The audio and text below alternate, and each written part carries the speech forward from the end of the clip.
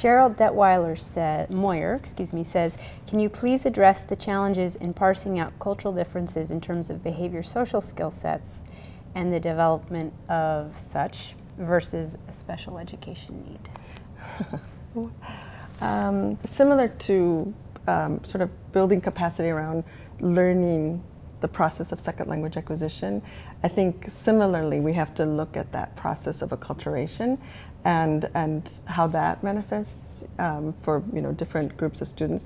But the other thing is becoming, and I credit a colleague, John Kibler, who really helped us to look at the fact that we're all cultural beings and the fact that there are these invisible cultural norms that we walk around with in all different settings, regionally or in one country, one family versus another. And I think first being aware that there's the educator, school staff, the school has a culture that's invisible to outsiders, but is well understood by everyone there. So I think the first piece is really just identifying what is the what are the cultural, unspoken, invisible norms within the school, and realize that just like that exists, for the school, that all the families, whether they're from other countries or other, ethnic backgrounds, all the families have have these invisible cultural norms that they're following and that their children are following. And so the idea is that really think about those until you come up against somebody who's doing things differently. So this notion of the eye contact. Well, if somebody is doing something different than what you're used to, being able to have a conversation instead of assuming that we all have the same cultural norms. And again, while we have cultural norms, like in the US, it's understood that time is money, we have to be on time, we have to be on early, all of that. And it's understood. Well, in other countries or other communities, other families, that isn't necessarily the case. Sometimes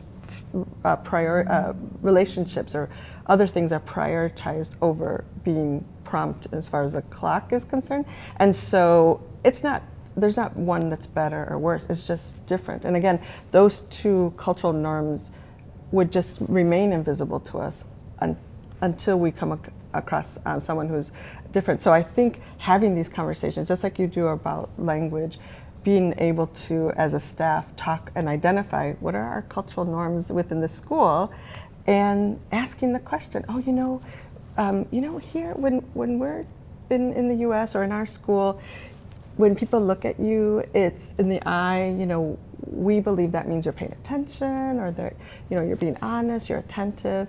Is that true in your family? And then it gives the child or the student opportunity to say, no, I'm not used to doing that. And every time, we have to look at people, it makes me feel maybe ashamed because I feel like I'm disrespecting the adult.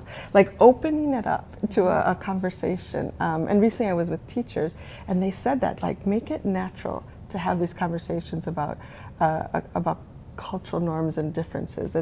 There's not one that's better or worse, it's just different, and being able to have those conversations. Mm-hmm. Right, and I think what you're trying to do is help students, give them the tools that they need to be successful in the setting that probably will represent their future in American schools, and not lose the norms that they have as well, and find a way.